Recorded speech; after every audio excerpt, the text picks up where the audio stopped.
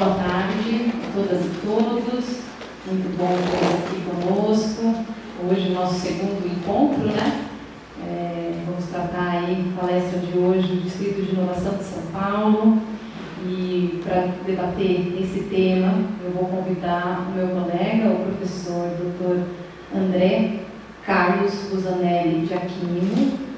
O professor André é professor titular da Universidade de São Paulo, na EASH, pesquisador associado do Instituto de Estudos Avançados, bolsista Produtividade 1B, diretor de inovação na Secretaria de Ciência, Tecnologia e Inovação do Estado de São Paulo, é visiting researcher no Politécnico de Milano, foi também visiting researcher em outras universidades, é líder do grupo de pesquisa Public Sector Accounting Governance e MetaLab Laboratory for Research and Innovation on Multiple Realities. Tem interesse em diversos assuntos que têm conexão com esses dois laboratórios que eu acabei de mencionar. Ele já foi diretor, o seu currículo é extenso, hein, André? Eu, pela primeira vez, olha, e é muito interessante. Ele já foi diretor administrativo da ANPAD, né, para quem não conhece, a Associação Nacional de Pesquisa e Administração. Enfim, ele tem uma larga escala aí, tanto no âmbito do ensino, da pesquisa e agora na atuação junto ao governo do Estado. Então, muito obrigada, André, pela sua presença e por compartilhar o seu conhecimento conosco. Também vamos contar aqui com a presença da professora Natália Molina Cetrulo. Ela é professora da Faculdade de Ciências Aplicadas, possui graduação em Administração, mestrado em Engenharia Ambiental na USP e doutorado no Programa de Sustentabilidade da mesma universidade. Fez o período sanduíche na Universidade Nova de Lisboa. Foi professora de Administração em diversas universidades federais e também da Estadual de Mato Grosso. Atua aí junto a discussões relativas a instrumentos de monitoramento e avaliação do desenvolvimento sustentável, em particular trazendo a discussão de indicadores participativos no âmbito, né, do território, na promoção do desenvolvimento sustentável, e está aí conosco em diversas pesquisas, né, junto ao Laboratório de Estudo do Setor Público. Eu queria convidar os dois para sentar aqui e novamente agradecendo a presença. Conforme combinado, então eu vou... vocês vão ficar à vontade para ficar em pé ou sentados da forma como vocês quiserem. Eu, durante a apresentação, vou sentar lá e na sequência, quando a gente for fazer o debate, me juntarei a vocês. Conforme combinado, então, vou passar a palavra para o professor André Aquino, que vai realmente apresentar a experiência que denomina a sessão de hoje, né, o Distrito de Inovação do Estado de São Paulo, de São Paulo, na verdade, mas também do Estado de São Paulo.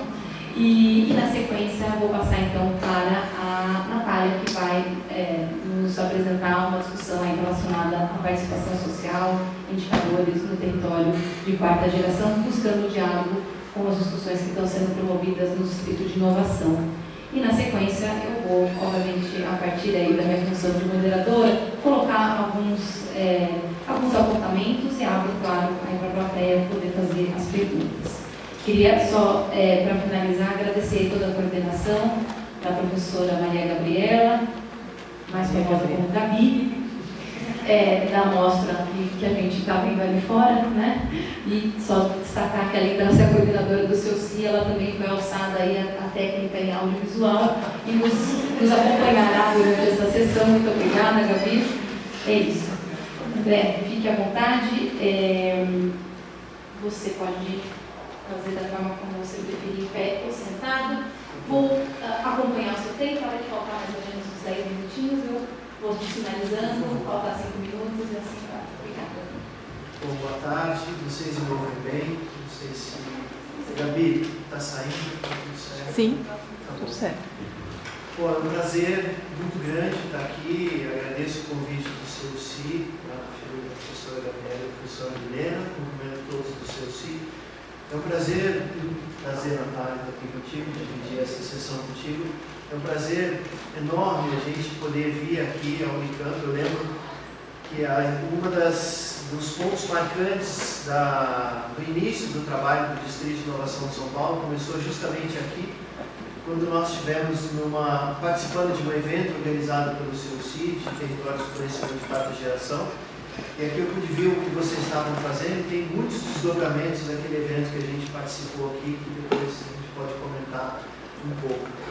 Eu queria dizer também que aqui está o Bruno Davi, ele também faz parte do grupo gestor do distrito, então todas as perguntas difíceis a gente pode certamente direcionar para ele.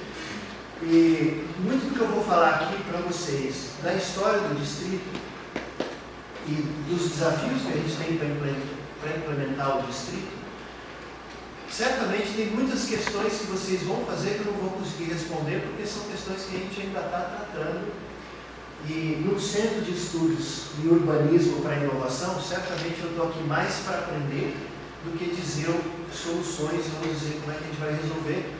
E o CEUCI é muito importante enquanto centro de estudos e centro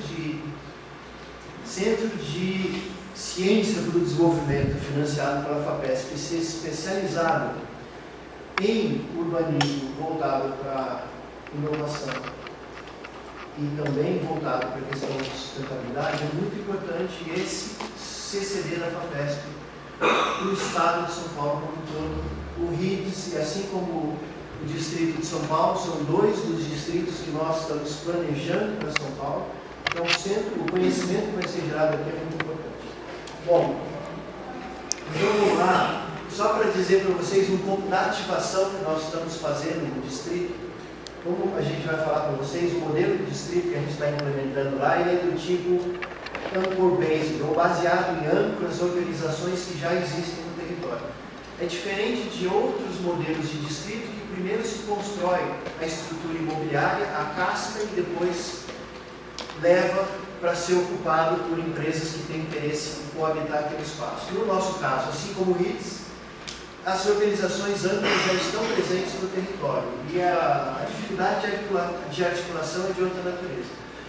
Parte da ativação que nós estamos fazendo para dar vida a todo o movimento do distrito passa por uma série de diálogos, em que a gente convida os stakeholders que estão lá para conversar e construir coletivamente o que é o distrito. Então, essa aqui é uma parte da agenda que nós estamos organizando, e no dia 29 estão todos convidados para ouvir o Alberto Grando, que é o articulador atual do Mind Milano, que é um distrito ali na região de Milão, focado em health tech e telecomunicações. Bom, para quem ainda não teve contato com o conceito de Distrito de São Paulo, naquela região do Ponto Vermelho fica o campus da cidade universitária, Campo Armando Salles de Oliveira, na região oeste de São Paulo, e naquele pedaço da cidade está concentrado o IPT, que está ali há 125 anos, o Butantan, que está há mais de 100 anos, a USP, que está há 90 anos, o IPEM ocupa uma parte do campus da USP, também estabelecido ali há muito tempo. Esses atores, junto com o município de São Paulo, a prefeitura e o governo de São Paulo, se juntam, com o apoio da FAPESP, claro, a gente não pode esquecer a FAPESP, se juntam para potencializar todo o resultado de pesquisa e educação, formação, que já existe naquela área há muito tempo. E nós passamos por uma discussão ao longo do ano passado de qual seria a vocação desse distrito. E nós chegamos à conclusão que essa deveria ser uma área multivocacionada, que nós não faríamos a escolha por uma vertical ou por outro, ou por uma tecnologia ou por outra. Trabalharíamos com problemas complexos, então a gente pensa da seguinte forma: se existe um lugar em que problemas complexos da sociedade podem ser resolvidos, são locais de conhecimento multidisciplinar altamente avançado em determinadas temáticas que podem se complementar. Então, por exemplo, a questão de clima e transição energética, nós temos condição de lidar com isso. A questão de fome e desabastecimento, nós temos condição de lidar com isso. E deixar outras questões para outros espaços de inovação resolver, que não demandam questões complexas.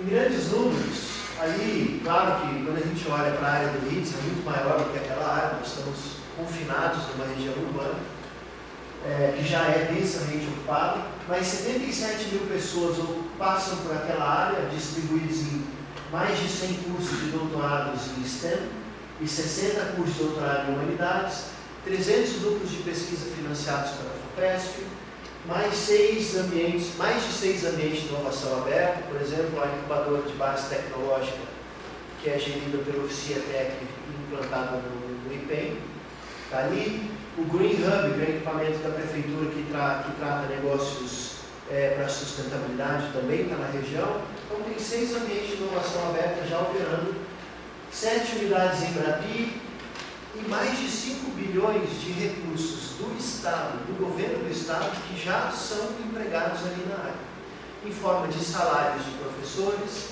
em forma de bolsas para diversos laboratórios. Então, o que a gente costuma dizer de forma assim, bem irresponsável até, é como se a gente tivesse esse recurso aplicado na poupança. Nós estamos tendo pouco retorno sobre esse recurso colocado ali. Nós precisamos pegar esse recurso e fazer uma melhor aplicação dele. A melhor aplicação dele, no nosso entendimento, é colocar sobre esse mesmo território novas práticas de inovação aberta para que saiam mais tecnologias sendo transferidas para a sociedade. E aí, quando eu digo isso, eu não estou querendo dizer só criação de startup. Criação de startup é um dos modelos possíveis de transferência de tecnologia. Existem outras formas de transferência que não necessariamente está baseada na venda de produtos e serviços. Por exemplo, negócios sociais. Então, nós estamos atentos a isso para não concentrar a transferência de tecnologia única e exclusivamente pela geração de startups. É um território multidisciplinar, todas as áreas de conhecimento envolvidas, com financiamento, FAPESP. E aqui, a gente tenta representar muito o que a gente está fazendo por esse slide. Nessa primeira camada aqui, que é a camada de organizações, os fundadores hoje já estão estabelecidos no território. Então, as instalações e equipamentos já são mantidos pela USP e pelo IPEM. A zeladoria dos edifícios já está sendo feita. Os salários de pesquisadores já estão sendo pagos. Essa é a camada que já existe. O que nós estamos fazendo enquanto distrito é colocar a segunda, a terceira e a quarta camada. A segunda camada é colocar práticas de inovação aberta ali. Centros de serviço compartilhado que possam mensurar nível de maturidade de tecnologia, a atração de investidores de risco junto com a criação de novos programas de aceleração de tecnologia. Essas práticas não existem lá. E talvez aqueles chefes de departamento, de unidades de ensino, não tenham tanta disponibilidade de tempo para rodar essas práticas, porque não é o negócio central deles. Eles estão ali para rodar unidades de ensino. Se a gente não tiver um distrito ou uma organização adicional que coloque essas práticas, dificilmente elas vão ser feitas. Uma terceira camada de governança, que é a preocupação, por exemplo, de articulação de conflitos de interesse, de ver como é que a gente resolve a questão de muros que dividem territórios, como que a gente articula um plano diretor da USP, da cidade universitária, junto com o plano diretor do IPT, para resolver a questão de portaria. Tudo isso demanda de uma camada de governança que eles isoladamente não conseguem resolver. Ou não tem tanto tempo para resolver, vou dizer dessa forma. Mas... E uma quarta camada de integrar o território com soluções de arquitetura para inovação e urbanismo. Também que não é uma questão que naturalmente é a atenção desses, e que demanda competências distintas ali. Então, o valor do distrito nós entendemos que é adicionar a camada 2, 3 e 4. E aí a gente precisa de um modelo de financiamento para tudo isso.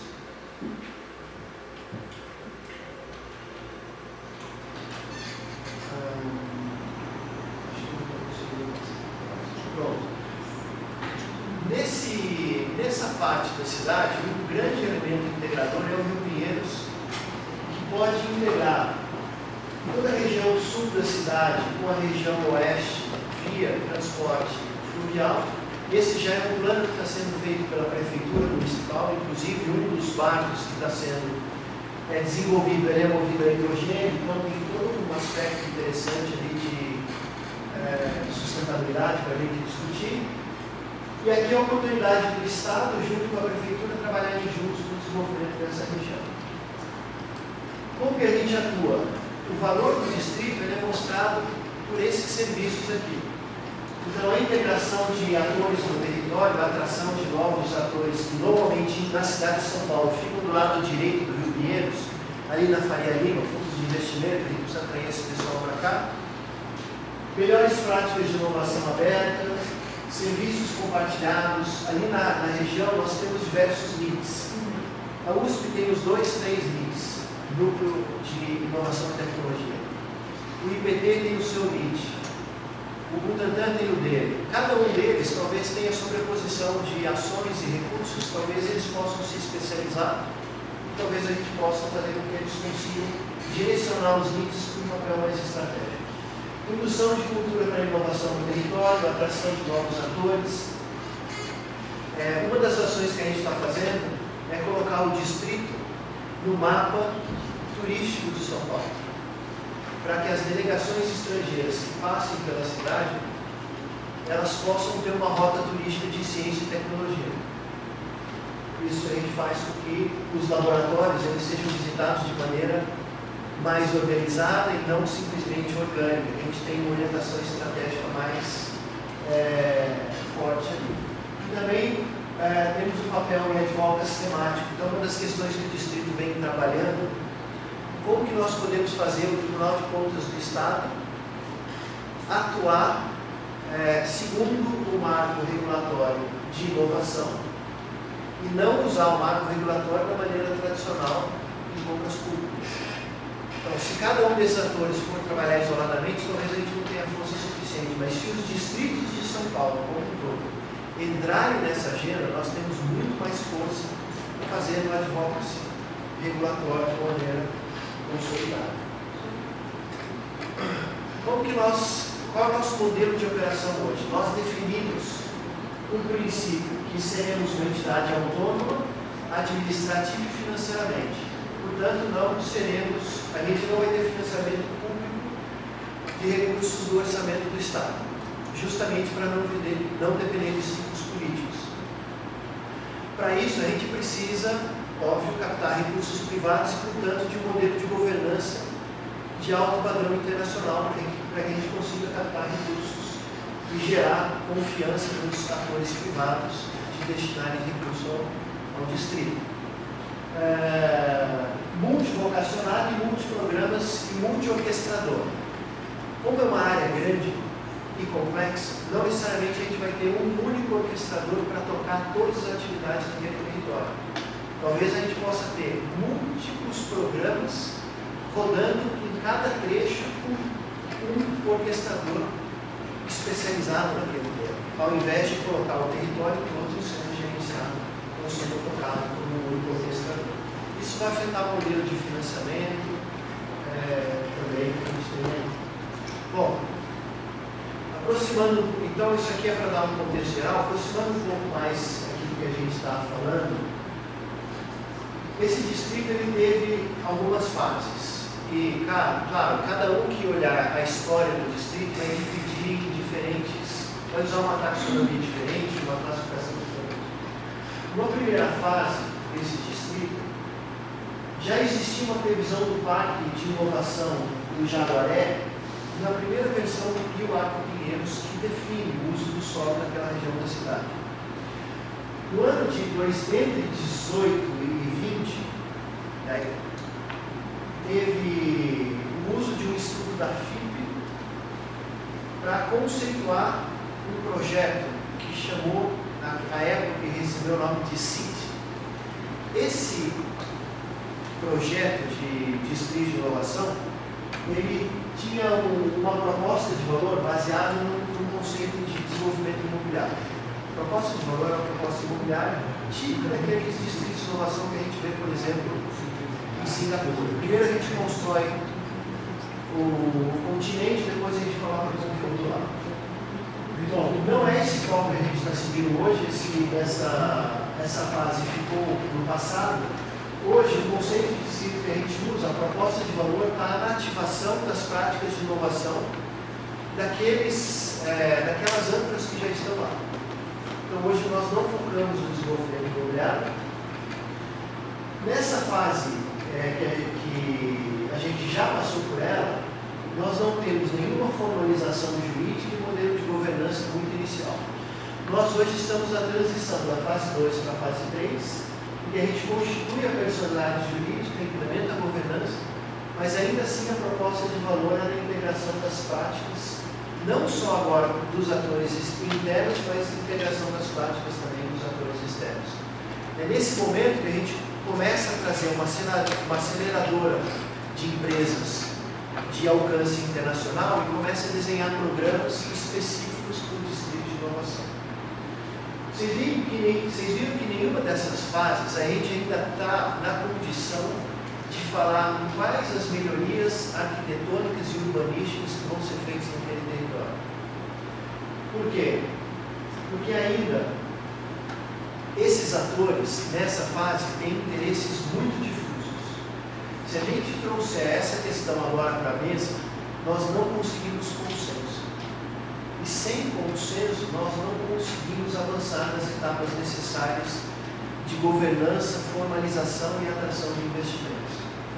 Então, justamente porque a gente precisa trabalhar no consenso e tem interesses difusos, a gente posterga questões como precisamos derrubar os muros e integrar as portarias, porque certamente isso vai trazer questões complexas ali, a gente vai esbarrar nisso e não consegue caminhar. Nós atuamos em termos de desafios sem orçamento próprio e com equipes reduzidas. Então, os desafios que a gente traz para a mesa tem que ser os desafios que a gente consegue resolver com o orçamento e com as equipes que a gente tem. Na questão de governança, para vocês terem uma noção, nós fizemos uma chamada pro bono para conselheiros certificados do IBGC trabalharem de forma voluntária compondo os comitês técnicos e a governança corporativa. Hoje nós temos uma secretaria de governança profissional dentro dessa condição de trabalho voluntário dos conselheiros. Só que isso a gente só consegue fazer depois de a gente ter um mínimo de reputação, por exemplo, nos associando ao IASP, International Association of Science Parks. Então, essa construção paulatina é o que a gente vem fazendo hoje. Questões complexas para a transformação do território a gente deixa um pouquinho para frente. E uma dificuldade enorme que a gente tem é a comunicação do conceito e do valor do projeto. Não sei se vocês têm essa dificuldade aqui, mas comunicar o conceito de um distrito de inovação e o valor que o distrito de inovação gera é um desafio enorme para conseguir captação de recursos. Pessoal, então é isso que eu queria trazer para vocês em termos de alimento para o nosso pensamento e para as perguntas de vocês para essa parte de introdução. Obrigado.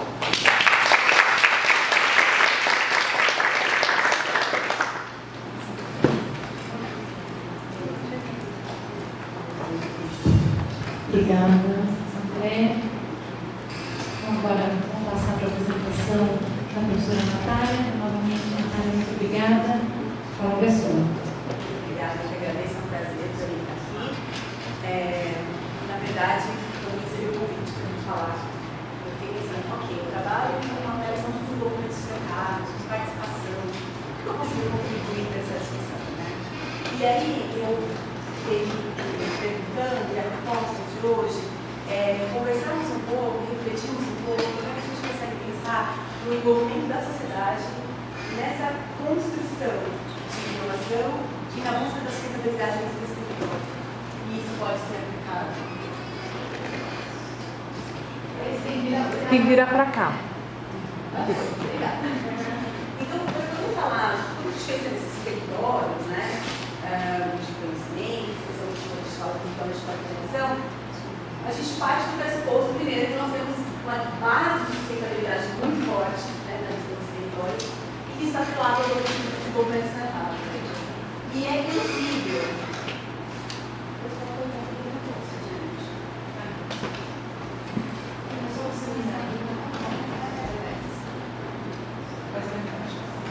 Agora,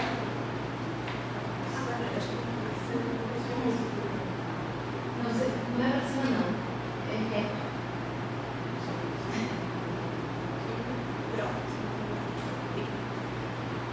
Só para a gente balizar sobre o que nós vamos sustentar a nossa discussão, nós vamos sustentar a nossa discussão sobre o conceito de desenvolvimento que vai ficar consolidado na proposta de Amartya Sen, expansão das liberdades humanas, que vai muito além de saneamento, de educação, e que é muito mais amplo do que isso. E nós estamos também balizando isso a partir dessa construção, dessa ideia de desenvolvimento mais amplo e mais abrangente, né? Nós chegamos à conclusão, historicamente, de que precisávamos incluir mais alguma coisa nessa discussão. E essa história das questões ambientais nos leva a observar que, se não considerarmos essa dimensão, a probabilidade de colapsarmos é muito grande. Então, a gente passa a falar de sustentabilidade, entendendo sustentabilidade com dois conceitos principais, sendo de capacidade de suporte e de resiliência de um sistema.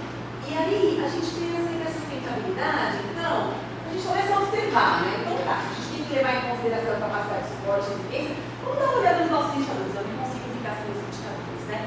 Vamos dar uma olhada nos nossos indicadores. Bom, crescimento populacional, ok, capacidade de suporte está complicada. Padrão de consumo exacerbado, pegada ecológica ultrapassada. Tá? Então fica claro que a gente só pode falar de sustentabilidade se a gente deixar muito claro quais são os limites que a gente pode atuar e como é que a gente vai trabalhar nesse território.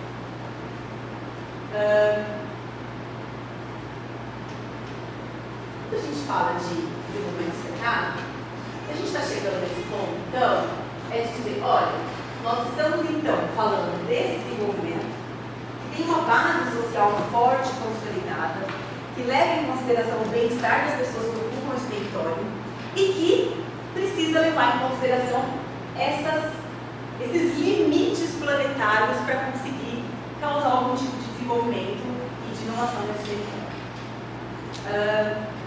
Para mensurar isso, hoje, os instrumentos que estão disponíveis, especialmente,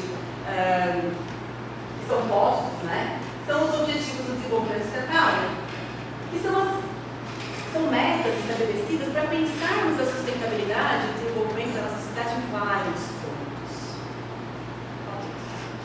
Dito isso, né, estabelecendo de onde partimos para falar sobre os territórios de quarta geração, nós entendemos então que nós temos um ambiente onde nós temos universidade, nós temos organizações, empresas, nós temos o governo e nós temos um pano de fundo bem estabelecido, né, dentro desse ambiente, né, e que precisa levar em consideração estes aspectos para conseguir se desenvolver. E a sociedade nisso? Como é que a gente consegue a contribuição da sociedade nesse processo? Quando a gente fala em inovação, vem muita informação, especialmente com relação ao que está sendo feito dentro da universidade, ao que está sendo feito das empresas, das startups, né? Mas como é que a gente consegue pensar nisso enquanto sociedade também? Nós poderíamos olhar para vários elementos da sustentabilidade aqui. Eu escolhi olhar para resíduos, né? Então vamos colocar uma lupa nos resíduos como uma das dimensões ou um dos aspectos que a gente vai olhar na sustentabilidade e pensar. Aí não posso parar de mexer, vamos fechar.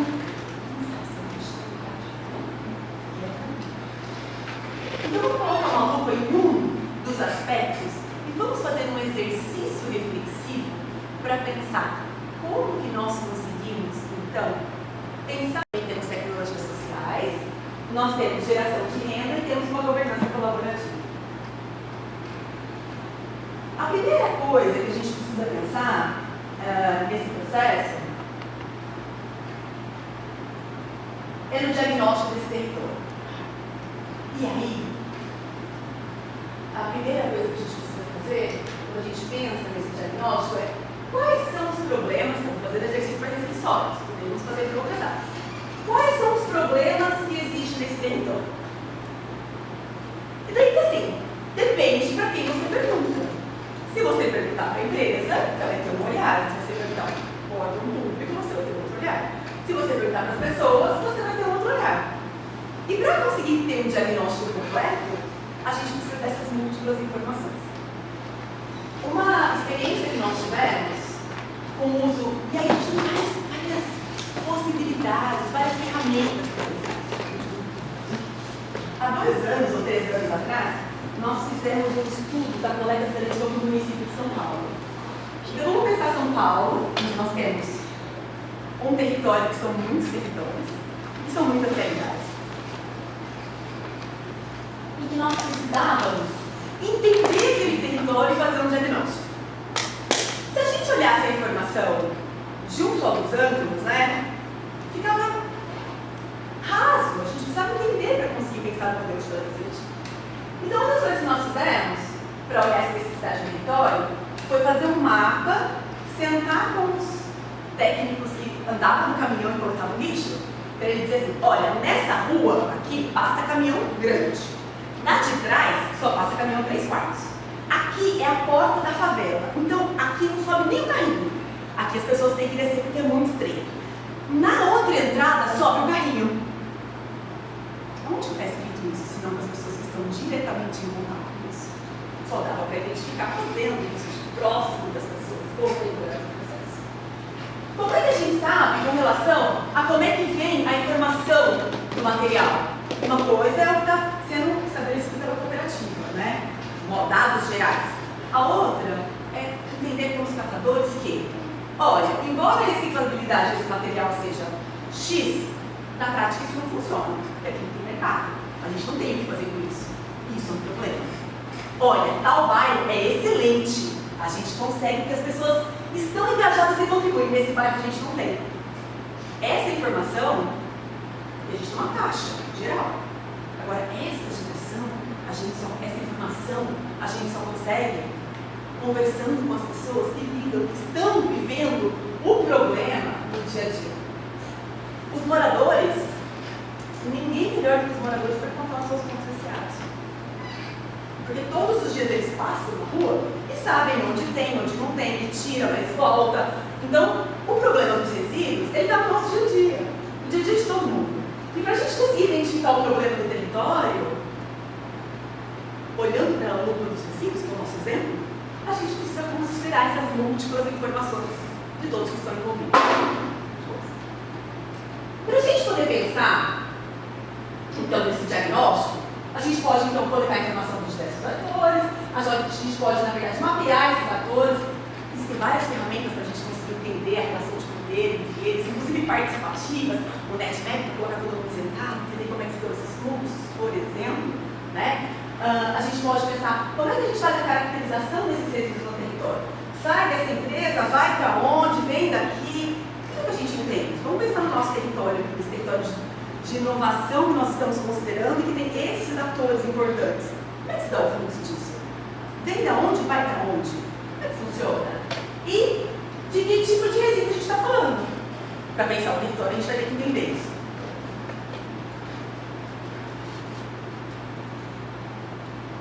Numa segunda etapa, uma vez que a gente entende o território, a gente pode pensar em como é que a gente pode fazer esse planejamento colaborativo, ou seja, como co-construir os objetivos para a gestão desse território.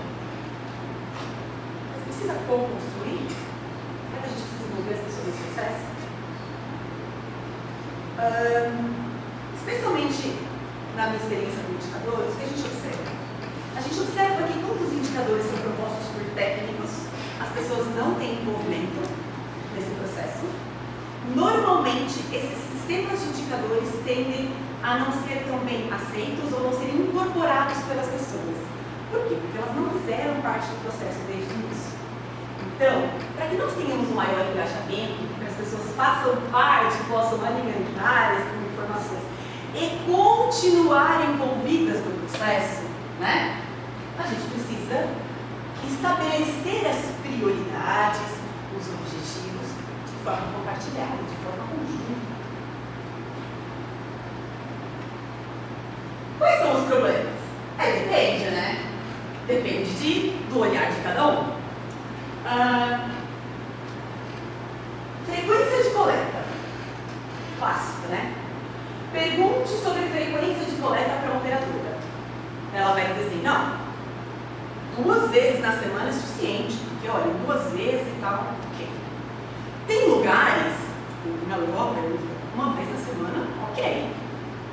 E que uma vez na semana lá no Parintins, no Amazonas, onde eu morava? Não tem condição. Não tem condição, porque uma quantidade de vetor que vai ter ali é absurda, não tem como, né? Então a gente precisa de uma frequência de coleta maior. Essa frequência de coleta, ela também muda de acordo com os problemas, né? Eles mudam de acordo com o que você está ouvindo. Por isso que é tão importante ouvir todas as partes. Eu me lembro que no município que a gente trabalhou, a gente tinha uma diferença muito grande entre os técnicos e a população com relação à frequência de cobertura do lixão. O lixão, que tem determinado tantos dias, você cobre o lixão, né, para continuar. Os técnicos diziam, não, mas os estudos mostram que tantos dias é suficiente e que tá bom. E as pessoas diziam, não, não tá bom, porque quando tá muito calor, além do odor, enche de urubu. Aí o urubu sai do lixão e fica no lixo da porta de casa. Então, essa aí, não tá dando certo isso. Então, assim, é a perspectiva é um outro ponto de vista de quem está vivenciando a mesma coisa. Cadê o outro olhar? Então, identificar problema e propor solução é algo que precisa ser co-construído e que precisa considerar as várias partes. Como é que a gente faz isso? Existem N ferramentas para a gente pensar. Eu tenho usado ao longo dos últimos anos, né, uma ferramenta mais lúdica, onde nós conseguimos colocar as pessoas sentadas numa mesma mesa e elas não precisam que pensem comigo. Vamos falar sobre os problemas do município. Ou vamos falar do problema desse território, né? Aí você chama o poder público, você chama o diretor da universidade, pessoas que têm as pessoas de pesquisa, aí você chama o catador e chama o aluno de graduação que também está ali, né? Aí nós vamos dizer assim, ok, agora nós vamos estabelecer os objetivos. É fácil levantar a mão e falar, olha, minha opinião, né? Não é fácil. Tem uma série de informação, tem questão hierárquica, tem várias coisas que entram. Então, as ferramentas lúdicas, elas vêm muito nesse sentido de contribuir. Essa que a gente usa, por exemplo, é uma árvore e as pessoas têm que colocar suas folhinhas. E cada um vai pôr suas folhinhas. E essas folhinhas vão construindo uma árvore e a gente consegue entender o tamanho do problema numa sequência lógica, né? O que já fazemos, quais os desafios, para onde vamos, enfim. E juntos, então, aqui, nós conseguimos co-construir objetivos. Né?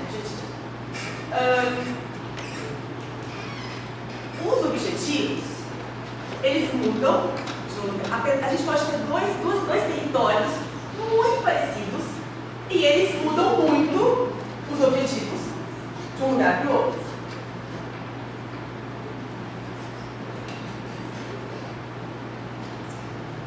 Quando a gente fala em soluções, a gente precisa pensar que, na verdade, as soluções, elas precisam ser realizadas considerando os diversos saberes. Então, por exemplo, tanto a inovação de processo, a inovação de gestão, se a gente está falando de resíduo, por exemplo, ninguém é melhor para saber qual que é a economia do caminhão do que quem está lá dentro, como é que faz a separação, porque é ele que faz o movimento da pensa, ele que sabe como é que faz. Então, é importante considerar esses saberes soluções. Claro que o problema mais frequente nesse caso, que aparece em muitos lugares, é a falta de engajamento. Mas existem várias soluções possíveis e inovações para a gente pensar como engajar. A gente pode pensar em gamificação, a gente pode fazer uma coleta mais inclusiva, a gente pode fazer aplicativo, que é uma coisa que eu gosto muito, com georreferenciamento. E as soluções, elas podem vir sim de modelos de negócios sustentáveis que perpassam toda a hierarquia, desde a não geração até o reuso. Os modelos de negócios sustentáveis adaptam muito bem essa ideia de território, porque são modelos que são pensados não para internalizar as externalidades negativas, mas para potencializar aquilo que é importante, ou seja, maximizar os benefícios sociais, ambientais e econômicos. São todos normalmente já bem estabelecidos, a gente precisa pensar nos demais. Eu trouxe dois exemplos rápidos. O primeiro é Eslovênia. Esse município tem 68% de material reciclável, 27% vai para a compostagem e gera energia e apenas 5% vai para o aterro. Como que eles fazem isso? Eles têm inovações tecnológicas, claro, em parceria com o território, né? Então os coletores ficam a cada 150 metros. Quando a pessoa que vive nesse território. Vai colocar, ela passa o crachá, automaticamente vem qual que é a qualidade, quanto que é a quantidade, que tipo de resíduo é, então a gente já teve uma identificação de geração para conseguir falar sobre o problema. Como é que a gente conseguiu chegar nesse ponto? Como é que eles conseguiram chegar nesse ponto? Primeiro, existe uma plataforma interativa para iniciativas cidadãs. A interação com a universidade é sensacional, especialmente com relação ao empreendedorismo, com relação a novas soluções, como é que a sociedade consegue fazer isso. O patrimônio cultural foi procurado como fonte de inovação, e aqui a mudança começa nas escolas, mas essa mudança ela começa a perpassar o território de uma outra forma. Essa aldeia do Japão é um caso a ser pensado, porque eles têm 45 classificações de resíduos, o que é insano. Então eles mesmos diziam que no começo era fardo, que era difícil, mas depois mudou a relação com o resíduo, porque as pessoas começaram a fazer parte. Então pensa, o dono do restaurante agora separa porque ele sabe que ele separar de resíduo orgânico vai ser compostado, que isso vai para a fazenda vai gerar comida que volta para o restaurante. Então a gente começa a enxergar os ciclos. O comerciante prefere não pôr embalagem, porque vai ter que dar para outra coisa. Então a gente pode fazer isso de uma outra forma. Pensar em soluções em escala, então o que a gente aprende nesse território aqui pode ir para esse território, o que a gente aprende nesse território pode ir para esse território, e assim a gente pode potencializar e aprender. Né? É muito difícil soluções em escala e modelo de negócio superável, mas é uma rede de aprendizado, acho que isso é muito válido. E aí eu trago o monitoramento cidadão como a principal ferramenta de inovação, na minha opinião. O monitoramento cidadão nada mais é do que capacitar as pessoas para que elas possam coletar dados e alimentar o processo, né, do sistema. A gente tem isso para resíduos em vários casos. Então, no Congo, eles não tinham dinheiro para fazer monitoramento de todos os descartes irregulares. E aí, como é que a gente fez? Eles treinaram as pessoas e aí elas tinham um aplicativo que ela passava lá, via, tirava uma foto, colocava várias informações. O endereço, descrição. O que eles conseguiram? 187 observações, sendo elas 150 irregulares. Depois, monitoramento de odores, né? Então a gente faz paralelo o técnico com o voluntário. Esses de monitoramento de geração, eles são muito bacanas, porque você faz uma parceria com a universidade, com o poder público, entrega uma balança para as pessoas, treina as pessoas a visão de ar de bordo, e as pessoas vão alimentando esse processo. Pontos em comum, a gente consegue trazer as pessoas, engajar as pessoas, e aí sim contribuir para as novas soluções possíveis nesse problema. Nós fizemos um exercício no estado de São Paulo, que é no centro de monitoramento cidadão. Então nós acompanhávamos o plano de o plano de gestão municipal de resíduos sólidos estava sendo revisto. Nós acompanhamos esse processo. Quando chegou na etapa de monitoramento, fazia muito sentido ter um instrumento que pudesse trazer informações a partir da população que fosse paralelo ao instrumento formal. Então nós tivemos alguns workshops, tivemos uma elaboração de uma lista preliminar, que está sendo estudada em como seria implementada pelo poder público, como é que a gente pode transformar isso em formas de mensuração prática. E aí, a gente pode dizer assim, olha, dá para fazer um monte de coisa legal mesmo, trazendo as pessoas para próximo da gente, né? Então dá para fazer muita coisa quando a gente traz a sociedade, incorpora ela na ideia de sustentabilidade e junta ela com os demais atores, com a universidade, com as empresas. Mas a gente só fez exercícios para resíduos. A gente pode começar agora esse exercício para mobilidade urbana. Aí a gente começa no diagnóstico e isso vai trazer muitos insights, muitos elementos para que a gente possa realmente começar a atuar nesses territórios e conseguir inovação partindo do conhecimento que estava ali o tempo todo e que a gente podia incorporar. É isso, obrigada.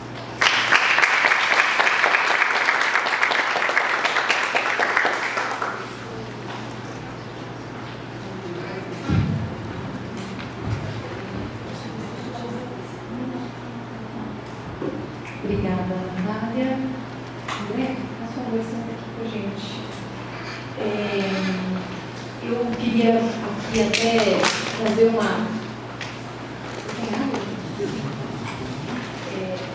justificativa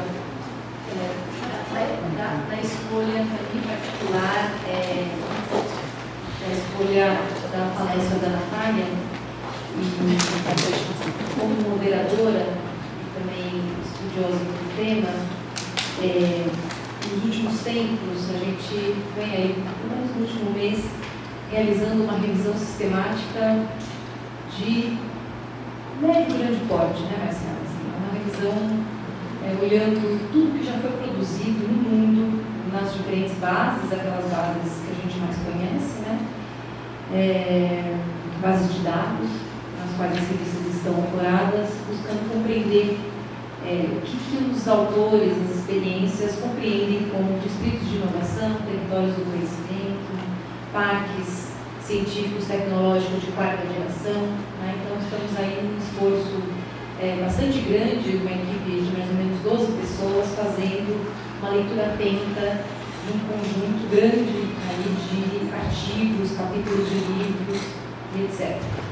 E nas últimas semanas, em particular, ao finalizar quase na última semana a leitura que me foi incumbida, eu cheguei à conclusão, pelo menos parcial ou preliminar, de que pouco se fala, quando a gente está olhando as experiências de distrito de inovação, realmente sobre como incorporar a participação dos diferentes segmentos da sociedade civil. Boa parte dos artigos não falam sobre isso, e quando falam muito rapidamente, assim como quando falam de governança, também um assunto bastante delicado, espinhoso, né? Quer dizer, como bem o André apresentou, né? Um assunto complexo do ponto de vista ali de conseguir colocar todos os participantes de uma forma confortável, né? Às vezes inserir um conceito rapidamente pode levar com que alguns saiam, né, daquele processo de governança que está sempre em construção, né? A partir ali dos interesses que às vezes são difusos, e também da cultura organizacional de cada um dos participantes, né? E aí eu falei, bom, esse é um assunto importante que nós precisamos tratar quando a gente está pensando em distrito de inovação. Eu falei, excelente, o André apresentará um caso, né, que é o caso que está avançando mais rapidamente, quando a gente compara com o próprio BIS, e que tem uma proposta, como você bem apresentou, André, muito interessante, no que se refere a reconhecer que as vocações são múltiplas, né? De tudo que eu estava lendo sobre o distrito de inovação, eu acho que você bem trouxe esse aspecto, e em particular dizendo, olha, claro, a gente tem um compromisso até pelos participantes, Instituto Butantan, dentre outros, IPT, que tem a sua agenda científica e tecnológica, né? E ela vai continuar desenvolvendo a sua agenda, com ou sem distrito, né? Na verdade, é isso. Mas o que nos une são as vocações múltiplas e uma atuação mais atenta aos problemas, aqui vou usar suas palavras, complexos, contemporâneos, eu estou colocando problemas contemporâneos complexos, né? Mudanças climáticas, a questão da emergência climática, que passa pela discussão de resíduo, né? E de tantas outras questões que estão postas. E aí eu estou fazendo esse arrazoado para a gente começar o debate mesmo e explicar por que, né, a gente está fazendo essa duplinha, que é intencional, viu, André? Quer dizer, há um espaço, pelo menos pela minha leitura, e quero explicar, de que o Distrito de Inovação em São Paulo, ao ter um desenho bem colocado por você, já com equipamentos estabelecidos, né, com vocações próprias, o espaço de evolução do distrito ao respeitar essas vocações múltiplas, potencializá-las em prol de uma coisa maior que não é a sua agenda científica específica, né? Então, colocar esses atores para conversar, justamente pensando em agendas, em desenvolvimentos e inovações que deem conta desses problemas complexos. Sendo assim, a gente precisa reconhecer que a resolutividade de problemas complexos passa pelo nosso quintal. São Paulo tem hoje, quando a gente olha todos os índices, seja de, enfim, né, problemas sociais é o que não falta na cidade de São Paulo, né?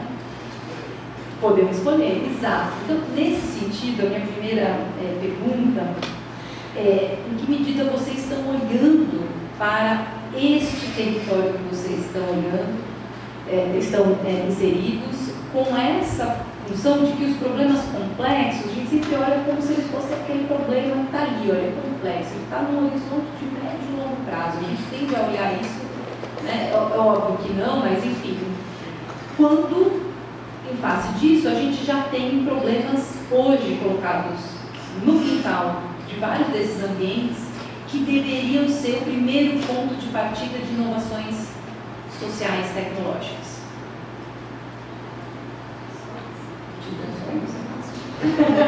Depois eu tenho os indicadores. Essa é só uma primeira provocação. Essa pergunta fantástica.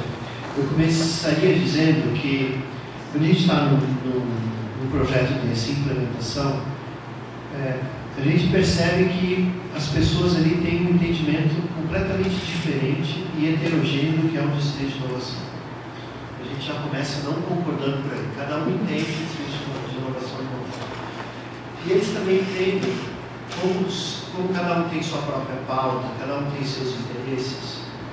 O foco é distinto. Então, no atual momento que a gente tem ali, a Gabriela já esteve lá e deu uma palestra de território de conhecimento que ajudou muito a colocar algumas coisas no lugar. Mas hoje o foco ainda é na geração de startup. A gente, Bruno, se eu estiver errado, você, por favor, essa é a minha percepção. A gente fala muito de geração de startup, atração de fundos de investimentos, etc. Já chegamos a falar que a área do distrito é um sandbox e que a comunidade vizinha deveria ser incluída na discussão, na solução e no valor. Isso já foi um avanço tremendo. Agora, nós estamos fazendo um trabalho com a Deloitte, que ela está fazendo uma doação de horas de consultoria para nós, e nesse momento nós estamos discutindo geração de valor. E é nesse ponto que a gente inclui como stakeholder relevante a comunidade. Mas adivinha, na primeira versão do frame que foi proposto, se a comunidade estava entre os stakeholders relevantes ou não? Não. Então tudo isso tem que ser construído. Então, estamos olhando, mas não é consenso que isso seja fonte de geração de valor. Vai chegar no final.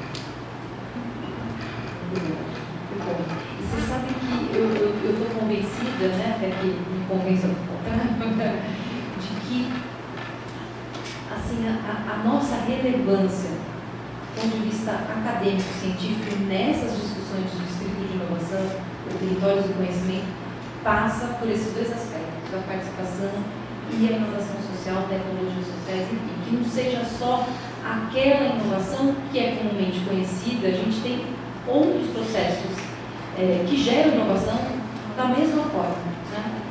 E um dos por exemplo, fiquei pensando, tem os NIPs que devem participar e as ITCPs, as incubadoras cooperativas populares, né? Em que medida, por exemplo, o distrito, né, poderia incluir exatamente para pensar na questão de resíduos, é um aspecto. Acho que a gente tem essa janela de atuação que nenhum outro experimento do André. Nós vamos fazer isso com segurança depois que todo mundo conversar na reunião sistemática, mas as outras experiências não trazem com força e com relevância essa potência que nós temos de ter problemas sociais tão graves, o que é ruim, mas, por outro lado, uma sensibilidade, né, uma constituição que garante processos participativos importantes, né, nas diferentes agendas. Posso colocar um ponto?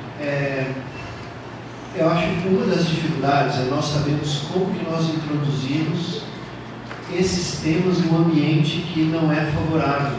Porque quando a gente pega o ecossistema de inovação, ele segue um modelo, ou ele foi constituído aqui no Brasil muito voltado para os Estados Unidos, com foco transacional, acelerando tecnologia baseada na criação de unicórnios.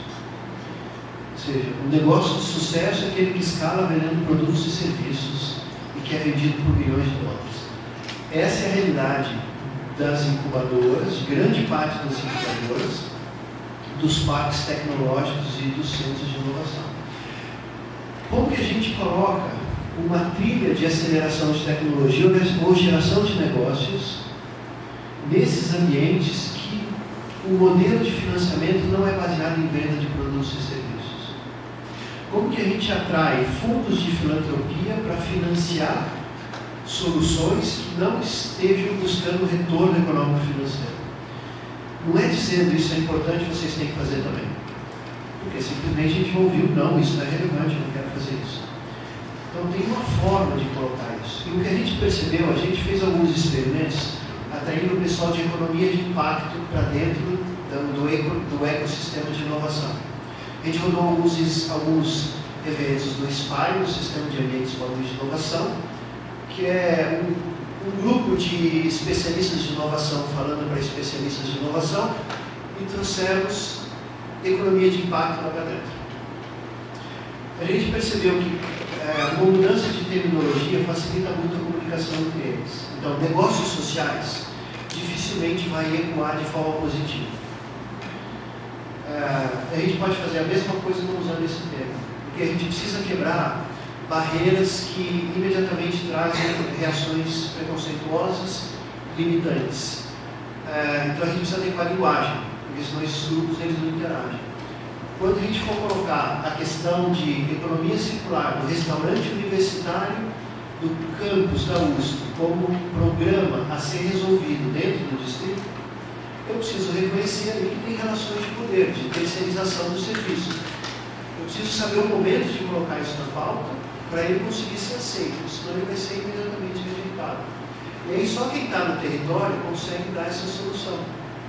A questão é como desenvolver, como levar isso para a literatura sobre distritos de inovação, de forma mais abstrata, como uma solução, para que diversos líderes de ambiente de inovação saibam trazer essa questão ali de linguagem, resistências, etc. Muito bom. Eu tenho mais outras duas questões, mas eu já volto, porque eu vou falar de governança e cultura. Isso deve ser o conselho dessas organizações que fazem parte do distrito, né? Eu já vou experimentar, porque como eu gosto desse debate, eu olhando ali o que deve ser reuniões que envolvam organizações tão sólidas, né? Como acelerar a mudança de cultura dessas organizações? Eu fiquei pensando num aspecto. Você falou, olha, a USP tem 3, 4 NITs. Se a gente pegar cada uma delas tem lá um núcleo de inovação, uma agência. Quer dizer, haverá espaço para fazer um processo mais coordenado de discussões nesse único e simples aspecto, que é de depósito, de propriedade intelectual ou de inovação aberta, que de certa forma tem que fazer também essa sinalização. Quer dizer, André, como que você está lidando com essas culturas que já estão cristalizadas, apesar de elas serem similares, são organizações que não são tão distintas, né? Nós não estamos falando de um hortifruti granjeiro, uma pessoa que vende televisão e outra pessoa que vende alface, não é isso, né? São organizações que têm lá uma cultura mais ou menos semelhante, mas como fazer esse processo se acelerar do ponto de vista de ter uma governança colaborativa de fato? Quando a gente coloca ser acelerado, é importante a gente ter uma noção das nossas expectativas, né? Então, em vez de fazer isso em 100 anos, a gente se propõe a fazer em 40. Eu não estou falando de mudar a cultura organizacional de uma USP em 5 anos, né? Então, expectativas de décadas. E eu acho que é mais ou menos Ronaldinho Gaúcho, sabe? Como é que a gente faz. E assim, talvez seja uma tragédia.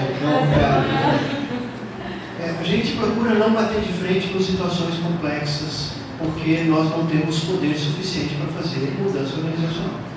Então, a nossa mudança organizacional é muito baseada em trabalho sociossimbólico, de mudar conceitos para que as pessoas passem a ver possibilidades que elas não veriam. Então, é muito sutil, é mais baseado em linguagem do que linguagem sutil, não em convencimento, mas em construção de consenso em torno de poucos pontos.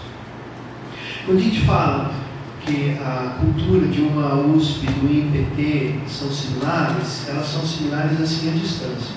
Mas quando a gente se aproxima um pouquinho, a cultura da USP é baseada, ela é catedrática. Construção de espaços de poder, baseado em disciplinas, em áreas de conhecimento. O IPT é uma estrutura distinta,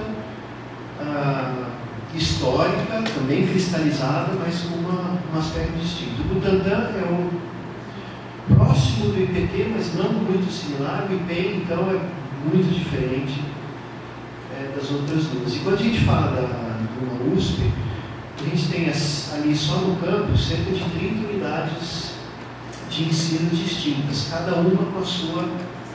Para vocês terem uma ideia, só para colocar um ponto aqui nessa questão de cultura. Até 5 anos atrás, existia um claro entendimento de que um professor da universidade não poderia criar uma startup, um negócio próprio. E um risco estabelecido de que, se ele fizesse isso, ele seria denunciado por um colega no Ministério Público. Essa é a cultura implantada. O normativo mudou há poucos anos atrás, mas a cultura continua lá. Para isso ser alterado, isso vai um certo tempo para a gente conseguir mudar o que é valor na universidade. A universidade foi construída baseada em um sistema de recompensas que premia publicações de alta qualidade e não aceita que a publicação seja reduzida porque eu estou gerando transferência de tecnologia. Se eu estou gerando transferência de tecnologia, mas ainda assim eu tenho um alto nível de publicação, tudo bem. Mas o inverso, ele ainda é penalizado. Então, esse tipo de cultura leva um certo tempo para a gente conseguir mudar, baseado no sistema de incentivos que é muito forte. Muito bom. Deixa eu fazer só uma contribuição.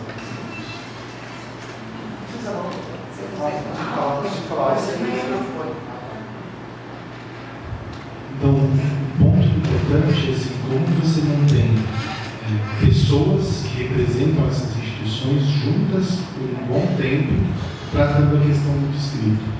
Então, assim, não estão na mesa representantes de todas as áreas técnicas da USP, do IPT, não. São pessoas que foram indicadas para trabalhar no distrito. E, por sorte, são pessoas interessadas em fazer essa transformação junto. Então, o que eu observo?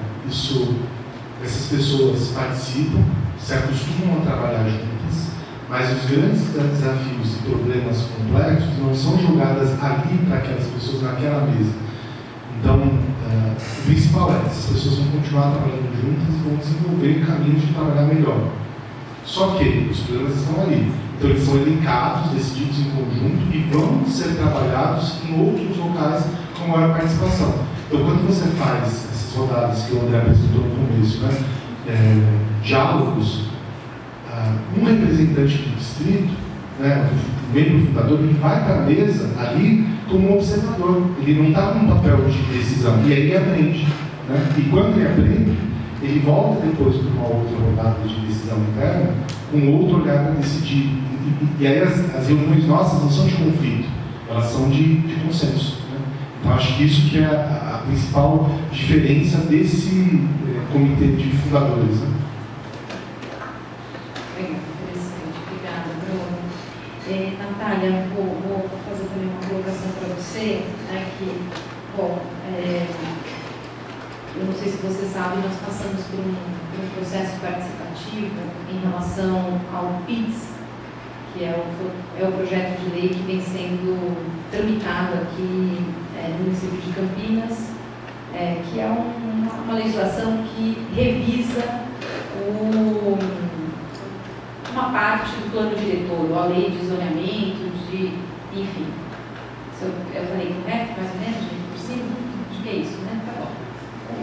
Revisa ali a organização do que pode construir em um lugar, o que não pode, quem pode ocupar, quem não pode. E ao longo até por conta da revisão dessa legislação e também da manifestação de grupos de interesse junto ao Ministério Público, foi colocado para a Prefeitura a necessidade da participação da sociedade em diversas oficinas, que não eram apenas aquela audiência simbólica, mas oficinas de fato, com, enfim, parte aí um pouco do arcabouço que você traz, arcabouço metodológico, né? E o que a gente observa são enormes desafios, né? Porque uma coisa a gente fala, não, tá bom, a gente quer a participação, etc., mas começa por um aspecto que é a simetria informacional e também uma dificuldade de se fazer, até de respeito a outros tipos de conhecimento, né? Que é um pouco do que você comentou, olha, no caso do resíduo, o morador dizendo, bom, mas só tantos dias não é suficiente, porque depois, né, os pássaros vêm para ficar um tempo no aterro e depois vêm aqui para os bichos das casas próximas, etc. Então, enfim, essa dificuldade ainda persiste, né, entre conhecimentos, diferentes conhecimentos. Obviamente, a gente está falando sempre que território do conhecimento tem um aspecto, né, da universidade, desse conhecimento científico, tecnológico, mas a necessidade do diálogo com outros conhecimentos é importante, em particular na geração de tecnologias sociais, né? E eu queria te escutar, a partir das experiências que você mostrou, quer dizer, quando a gente olha no horizonte na Eslovênia ou no Japão, nós estamos falando de quanto tempo, né, de efetivamente essa participação desde o diagnóstico, né, ao processo de monitoramento e também um monitoramento que permite esse feedback contínuo entre o que está sendo implantado e o que está sendo colocado para a população que se refere a resíduos. Porque, veja, esse tempo ele é um problema, né? Ele é um problema em qualquer articulação. Então, eu queria discutir um pouquinho em relação a isso. E depois vou abrir para perguntas, tá, gente? Ninguém não vou posição.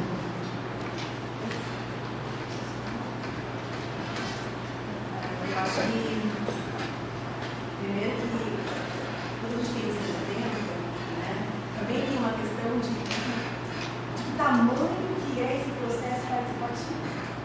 Veja, se nós estamos falando, por exemplo, do Japão, nós temos 1.500 pessoas no território muito escuro. Esse processo demorou 20 anos, mais ou menos, caso de demorou para chegar a hoje, mas, ou seja, é um bom tempo, né, desde 94 eles tinham zero, por exemplo, reciclagem. Eles tiveram esse processo. Então, é uma mudança muito grande, mas a gente está numa população pequena, né? Então, engajar e envolver essa população que está mais próxima de alguma forma, eu acho que é diferente do que quando nós falamos de um lugar maior, onde as redes para chegar, as estratégias para chegar nos diversos pontos são mais complexas. Mas se a gente pensar em territórios, né, lugares territórios de conhecimento, onde nós temos uma universidade muito próxima, onde nós temos... Eu acho que, na verdade, o que a gente tem ali é uma oportunidade muito grande porque na universidade esse papel do ouvir e do aprender, ele é muito fundamental, né? Então, assim, eu acho que é um ambiente muito propício para o aprendizado e para a recepção de outras formas de saber, né? Então, eu acho que esse ambiente, ele favorece o processo, e muito. Então, nesses casos de sucesso, a gente sempre vê a universidade um papel importante, seja com cursos para fomentar o empreendedorismo, para que venham soluções dos cidadãos. Então, a universidade, ela tem esse papel, talvez de encurtar o tempo, ou talvez de facilitar o processo, eu acho que tem que ser considerado, né? Eu não acho que seja fácil, né, de forma alguma. Acho que as metodologias, elas estão aí, mas elas não são suficientes. Acho que a gente sempre é um exercício árduo e complexo. engajar as pessoas é sempre um problema. A gente acabou de fazer isso agora no Pedro de São Paulo, no município. E assim, as pessoas vêm na primeira reunião, participam, e para a segunda, que é a revisão, ela já não vem, aí a gente já não consegue fazer a revisão daquilo, porque muitos que estão ali é novo, mudaram as pessoas, como é que a gente faz? A gente faz uma nova roda, então é um exercício, mas é um aprendizado para todos, né? É um aprendizado para aquela comunidade que está passando por isso. Então, eu acho que nós estamos, sem dúvida, num ambiente propício para isso. Estou totalmente de acordo, e a literatura mostra isso, que a universidade ela é o catalisador, a catalisadora do processo de participação. Realmente. Muito bom. Obrigada. Perguntas, comentários? Opa! Vamos lá. Eu vou passar, vocês podem ficar e eu vou circular. Começar por ela, depois Ki e Mita.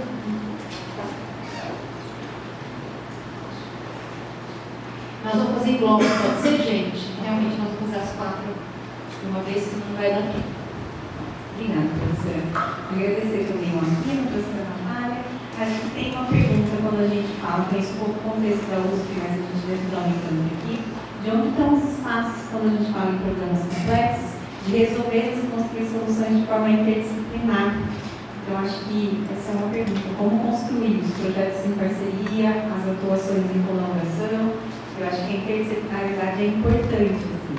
E aí, para puxar para o nosso lado também, eu acho que o como que a gente constrói soluções com a comunidade, não para a comunidade. Porque quando a gente fala de universidade pública, a gente está falando de ensino, pesquisa e extensão, e o lugar da extensão de incluí-los, de construir com eles juntos. E aí, que de vocês também um pouco sobre o papel da extensão. Última pergunta, Yara. Na verdade, eu tenho 2 perguntas para a André. Uma em relação ao Rio Pinheiros e a outra em financiamento. Sobre o Rio Pinheiros, eu queria que você comentasse um pouquinho como é que foi a escolha do Rio Pinheiros como esse elemento de destaque para as conversas, especialmente do ponto de vista de visibilidade, que isso dá social, para o projeto, e também em relação à possibilidade de processos participativos através da discussão utilizando o Rio, como esse elemento que conecta os espaços. Em relação ao financiamento, queria que você comentasse um pouquinho sobre a visão do trabalho para a atração de financiamento externo, que vocês estão concentrando a intenção de atrair financiamento mais nacional mesmo. Não sei nem se já está nessa fase de conversa, mas enfim. Obrigada. Obrigada, Eu queria agradecer muito vocês dois. Eu acho que vocês trouxeram uma imagem diferenciada dessa discussão. Mesmo que a gente está tendo aqui, é diferente a forma como você está colocando a discussão em São Paulo. Enfim, tem milhões de coisas levantadas, algumas coisas. Uma tinha a ver com Pinheiros, porque o Pinheiros fisicamente tem uma história de enche vazia, ficar circulando no Pinheiros pode ser um problema bem sério. Fora a quantidade, para ficar no exemplo da Natália, a quantidade de resíduo que boia no Pinheiros, que é a história dos docentes que começam a transformar a sua pesquisa e até os alunos transformando seus mestrados e doutorados em startups. Eu tenho uma dúvida, assim, eu não tenho isso muito claro, eu sempre penso sobre isso e não conseguiria tomar uma decisão. A decisão mais fácil é dizer, não, ponto. Somos públicos, somos RDP, mas eu não sei se a gente está nesse mundo neoliberal do século XXI, se isso não é só um turismo que não vai nos levar a lugar nenhum. Mas é uma dúvida. Então, eu queria entender como é que você falou isso com tanta tranquilidade que eu queria entender como é que você resolveu essa crise. No caso da Natália, achei ótimo. Eu sou a mulher dos resíduos, Eu trabalho com lixo zero há 20 anos, só com lixo zero. Conheci o prefeito esloveno e conheci a mulher que cuida do lixo no Japão, pessoalmente. Então, assim, é muito bom você ter trazido esses 2 exemplos, porque a Eslovênia toma essa decisão quando ela deixa de ser União Soviética. Essa coisa que a gente vai fazer, a cidade virou uma grande pocilga, e foi a decisão que eles tomaram de ser lixo zero. Mas é uma coisa que já tinha uma situação, cidades mais pobres, eles tendem a não simplesmente jogar lixo, jogar para fora. Eles acabam sempre, porque aquilo eles percebem como uma fonte de riqueza de qualquer jeito. Né? E no Japão, já tem uma política no Japão, desde o pós-Segunda Guerra, de não ser descuidado em relação ao resíduo. O que essa cidade faz é chegar a 67 itens diferentes, né, que as pessoas podem ou reutilizar ou então voltar para a reciclagem. Mas eu estou muito mais interessada, não no resíduo em si, mas em todas as tecnologias e ferramentas que você traz. Você acabou falando, passando de um monte de ferramentas que faz muita diferença na discussão de problemas complexos. Porque a coisa do descarte do resíduo, ele parece mais simples, na realidade, mas nós temos problemas extremamente complexos quando a gente senta na mesa, tipo aqui, em tese deveria ser até mais fácil do que na USP, você tem um CID, você tem que ver, e a gente viu na primeira conversa que nós tivemos aqui, a gente parecia que tinha 3 territórios de conhecimento, eram 3 parceiros do Luiz, sentados aqui, cada um disse que é um canto igual. Não deu nem tempo de fazer pergunta, porque eles se delongaram mais na fala, mas a sensação que eu tive é que a gente estava falando de 3 territórios muito diversos, né? Quando acabou a conversa aqui na semana passada. Então, eu imagino que como é que a gente sobrepõe essas ferramentas, como é que de fato elas vão funcionar na situação de que não é de fato quem toma a decisão que senta nesses conselhos, é o indicado quem toma a decisão. E esse indicado, se chegar lá com quem toma a decisão e for falar alguma coisa que não é certa, ele deixa de ser um indicado. Então tudo aquilo que ele aprendeu vai para algum lugar, né? Então, como é que a gente lida com isso? Tá? Como é que de fato a gente chega, primeiro no que toma a decisão, e segundo naqueles que em tese não tomam a decisão, mas podem viabilizar a decisão tomada.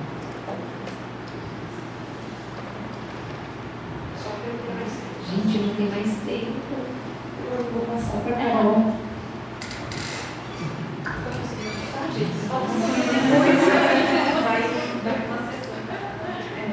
Boa noite, quero agradecer a colégio de vocês e também ao centro, né, por essa oportunidade, que eu estou como aluna do doutorado. E a minha pergunta é mais uma curiosidade para o Dr. André, a respeito da personalidade jurídica. Se, pelo que eu entendi, se ela foi ou não estabelecida, e se ela foi estabelecida, qual foi a decisão tomada pela USP, né? Vamos lá? André. Vamos lá, vou começar pela Carol. Carol, personalidade jurídica é uma instituição privada sem fins lucrativos. Agora, certamente não é uma OCIP, não é uma OS, mas é justamente nesse ponto que a gente está. Privada, sem fins lucrativos. E aí tem um outro ponto, quem seriam os fundadores? Seriam as pessoas jurídicas? Então é o governo do Estado como fundador dessa entidade privada, é a USP como essa entidade privada, e se for, por exemplo, a FAPESP como fundadora dessa entidade privada, qual que é o conflito de interesse que surgiria no momento da gente pedir recurso para a FAPESP? Certamente não poderíamos pedir recurso para a FAPESP. Então, a escolha dos fundadores tem implicações também, e no modelo jurídico tem diversas implicações aí. Tá? Mas nós estamos selecionando isso todos juntos, né? Todos os fundadores juntos.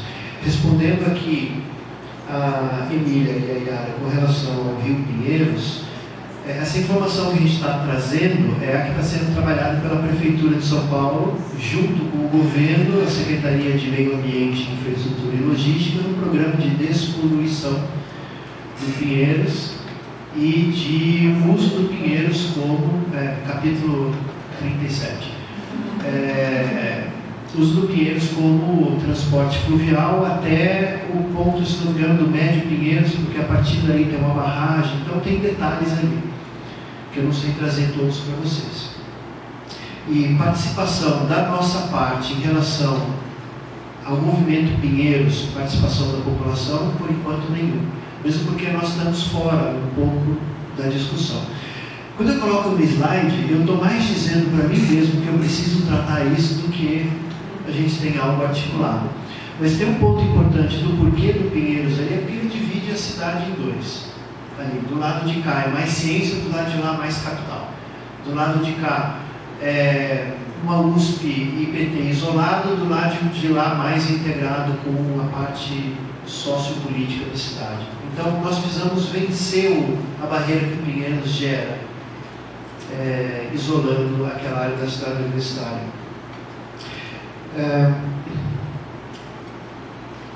Bom, tem um ponto que você perguntou, acho que vocês perguntaram sobre a comunidade, a importância de espaços de participação com construção e a comunidade, de discussões multidisciplinares, interdisciplinares. Então, quando a gente olha na USP, o Instituto de Estudos Avançados, aqui no Unicamp também, é um espaço de discussões interdisciplinares. A gente precisa aproveitar mais o Instituto de Estudos Avançados.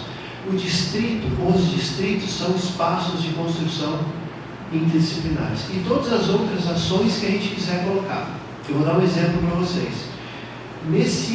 Nessa semana passada, a Secretaria de Ciência e Tecnologia enviou um ofício para a Secretaria de Urbanismo e Licenciamento, pedindo para a Secretaria de Urbanismo e Licenciamento nos auxiliar no desenvolvimento do Master Plan para resolver ou ajudar a trabalhar a requalificação da área do Jaguaré. Então nós nos colocamos como atores dispostos e centrais para trabalhar na requalificação da área. Quando a gente faz esse movimento, a SMU, Secretaria de Urbanismo e Licenciamento, chama a SP Urbanismo e diz: ajudem eles lá, porque eles vão trabalhar nisso. Esse é o momento de nós chamarmos as comunidades vizinhas. Eu já estou deixando um convite para a Natália, para trabalhar conosco em fazer uma consulta ampla nas comunidades vizinhas para saber como que o distrito, primeiro qual é o entendimento deles, as necessidades a respeito de resíduos sólidos, a respeito de água, abastecimento, energia elétrica, qualidade de sinal Wi-Fi, acesso, tudo que o distrito poderia ajudar. Nesse processo nós sabemos como que nós podemos levar o distrito, ao invés de impor o distrito, ajudá-los a identificar a necessidade do distrito naquele território. Senão nós seremos apenas mais um dos invasores, invasores intelectuais. Nós não queremos isso. Nós queremos que eles peçam a presença do distrito para que a gente possa discutir soluções ali para aquela área. Então, tem outras coisas, mas nada. Obrigada, eu acho que uma parte, acho que ficou muito claro agora na fala do André, quando ele diz assim: olha, nós vamos, então pronto. Então, se há essa vontade, essa abertura, essa possibilidade, então sim, nós temos espaço para juntos construir, co-construir, né? É muito interessante, em vários lugares que eu passei, normalmente vinha uma demanda do poder público, do poder de decisão, né, com relação a incorporar, a desenvolver os indicadores de qualidade participativa e tal, mas sempre nós tínhamos, eu sempre trabalhei com duas vertentes: os técnicos, que são aqueles que as pessoas não têm realmente condições de dizer, olha, tem que ser tanto ou tanto, o peso tem que ser, porque eles não têm condição, e em paralelo, esses indicadores propostos, voluntários, de ciência cidadã, que vão também em paralelo. Então, o tomador de decisão não vai deixar de incorporar aquilo que faz parte do que é técnico, porque aquilo vai. O que acontece é que esses espaços eles vão proporcionar que outros elementos sejam incorporados. E em alguns, na literatura diz muito isso, que quanto maior essa abertura e essa possibilidade de que os problemas, os desafios, eles sejam bem recebidos e eles sejam pensados, né, de forma conjunta, com proposições que considerem a demanda, maior a possibilidade das pessoas contribuírem para aquilo. Então, com certeza, naquele espaço, as pessoas que participaram do processo, colocaram quais são as demandas, eles vão ver a chegada do distrito de uma outra forma, e vão fazer parte do distrito de uma outra forma, e vão contribuir para que o distrito chegue em lugares que ele não chegaria se realmente ele não tivesse esse envolvimento. Então, eu acho que é muito mais neste sentido que a gente consegue pensar na participação dos tomadores de decisão. Acho que depende muito dessa vontade, dessa abertura e dessa visão que é uma visão que precisa crescer, né? É uma coisa que a gente precisa avançar ainda.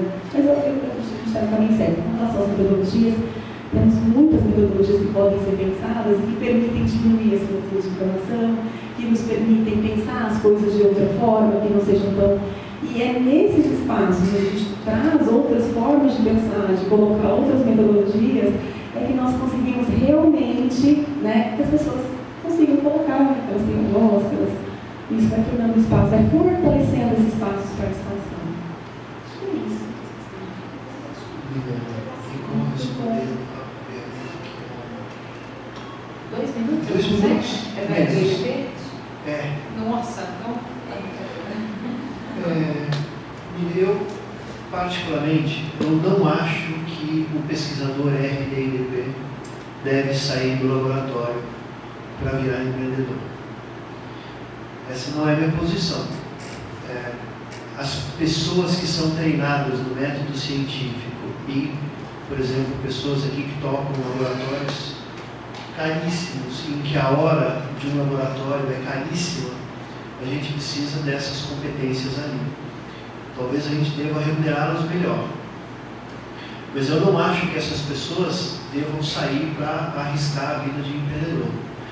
O que eu acho que a gente precisa é trabalhar melhor os intermediários da transferência de tecnologia. Doutores, especialistas na transferência de tecnologia nas diversas áreas de conhecimento que consigam dialogar com o pesquisador no laboratório, mas também consigam dialogar com as faixas posteriores da transferência de tecnologia e eles façam essa ponte. A dificuldade que a gente tem é de remunerá-los. Como que a gente remunera? Não dá para ser bolsista de pós-doc, porque a gente fica tendo um rodízio muito grande e não desenvolve o sistema como um todo. A gente fez uma visita numa universidade na Suíça e a pergunta foi feita lá: quantos dos seus professores titulares estão envolvidos com inovação? Era 10% dos professores titulares envolvidos com inovação. Então não é muito diferente a realidade. Não acho que a gente deva dizer que todo mundo agora deve virar empreendedor na universidade. O que a gente precisa criar é condições favoráveis da tecnologia sair das bancadas e serem levadas para outras partes da sociedade, agregando valor, não necessariamente criando milionários, agregando valor. O modelo de financiamento é outra história.